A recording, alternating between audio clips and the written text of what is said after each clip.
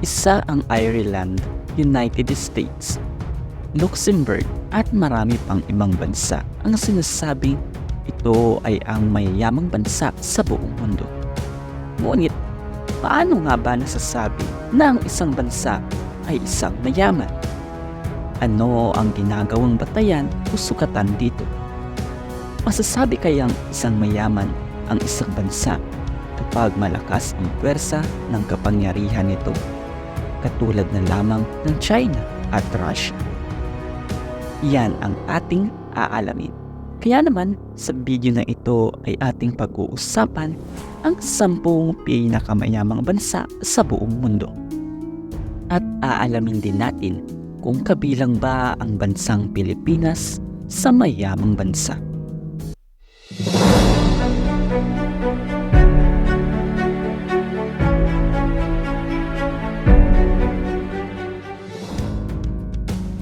Ang GDP o Gross Domestic Product ang ginagamit upang masukat kung gaano kayaman ang isang bansa. Ito ay ang market value of product at serbisyo na nagagawa ng isang bansa. May dalawang uri o paraan ang ginagamit upang malaman kung gaano kayaman ang isang bansa: ang GDP nominal at ang GDP per capita. Ang GDP nominal ay ginagamit upang malaman ang kasulukuyang halaga ng mga produkto at serbisyo sa merkado. Ang GDP per capita naman ay ang kabuuang halaga ng GDP ay dinidivide sa kabuuang populasyon ng isang bansa. Narito ang 10 pinakamayamang bansa sa buong mundo ngayong 2023 ayon o nakabase sa GDP ng bawat bansa. Brunei, na may kabuuang GDP per capita nominal na $75,000 na may populasyon sa mahigit sa kumulang 434,000. Isa itong maliit na bansa o ikukumpara sa malalapit nitong bansa. Ganun pa man, isa ito sa pinakamayamang bansa base sa GDP dahil ang bansang Brunei ay mayaman sa langis na isa sa mga pinagkukunang yaman ng bansa. San Marino. Ang San Marino ay may kabuuang GDP per capita na mahigit kumulang sa $78,000 na may populasyon sa mahigit 33,700. Kilala ang bansang ito dahil isa ito sa mga nag-i-export ng mga dekalidad na mga produkto na isa sa mga nakakatulong upang lalong lumago ang ekonomiya nito. Isa sa mga pinagkukunan ng yaman ng bansa ay ang finance, industry, services, retail at turismo na halos kalahati ng income ng bansa ay nanggagaling dito. United States of America, na may kabuuang GDP per capita nominal na humigit kumulang sa $80,000 na may kabuuang populasyon sa mahigit kumulang sa 336.9 million. Isa sa mga pinagkukunan ng yaman ng bansa na malaking tulong sa paglago ng kanilang ekonomiya ay ang mga natural resources katulad ng langis at gas at pag-develop ng mga matataas kalidad ng mga produkto katulad ng biotechnology, engineering at computer technology.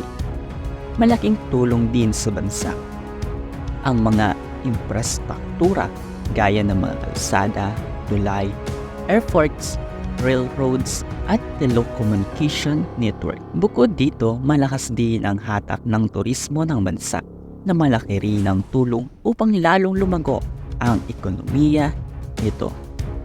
Norway, na may kabuuang GDP per capita sa mahigit kumulang sa $82,600 na may kabuuang populasyon na mahigit nasa 5,443. Ang pangunahing pinagkukunan ng yaman ng bansa ay ang mga natural resources gaya ng langis, gas at petrolyo.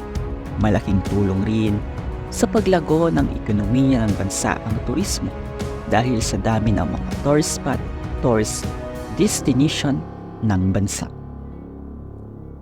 Switzerland na may kabuuang GDP per capita nominal sa mahigit sa $87.9 thousand, na may kabuuang populasyon sa mahigit kumulang sa 8.7 billion.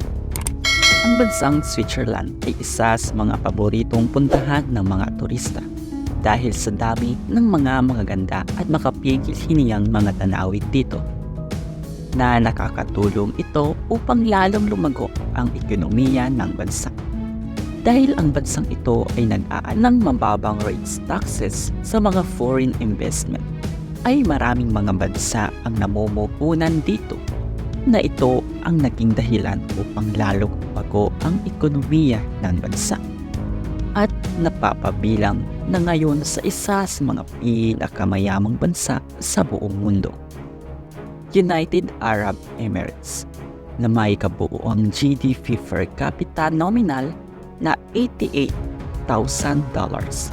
na may kabuuang populasyon sa mahigit sa 10 million. Kilala ang UAE dahil sa mga kakaiba at mga gandang imbensyon nito at mga ekstruktura.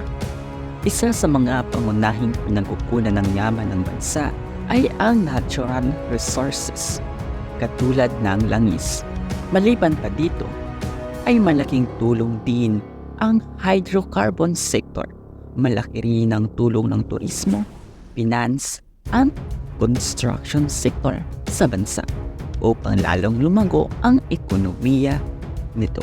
Macau na may kabuuang GDP per capita na mahigit kumulang sa $124.8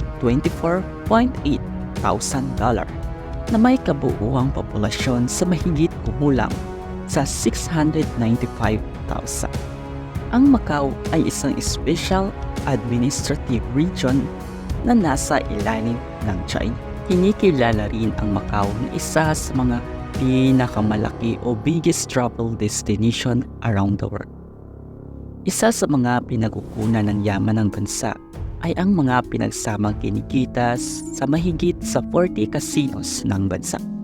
At take note, hindi lang ito basta casino, dahil isa sa mga naglalaro dito ay ang mga milyonaryo at bilyonaryong tao galing pa sa iba't ibang bahagi ng mundo. Malaki rin ang naaambag ng turismo sa bansa upang lalong lumago ang ekonomiya nito. Qatar. Ang Qatar ay matatagpuan sa kontinente ng Asia. Ito ay mayroong GDP nominal per capita sa mahigit sa $124.8 thousand, na may kabuuang populasyon sa mahigit kumulang sa 2.9 million. Isa sa mga pangunahing at nagbibigay ng yaman at lalo pang napapalago ang ekonomiya ng bansa ay ang mga natural resources tulad ng mga langis at gas. Singapore. Ang Singapore ay may kabuuang GDP nominal per capita sa mahigit kumulang sa $133.9 thousand, na may kabuuang populasyon na 5.4 million. Ang bansang ito ay nakunguna sa may pinakamalaking business hub sa buong mundo. Maraming mga negosyo at sentro ng kalakalan. At halos nasa 21.6% ng GDP ng Singapore ay galing sa mga manufacture. Malaki rin ang ambag ng turismo sa bansa na nakakatulong upang mas lalong lumago ang ekonomiya nito. Luxembourg.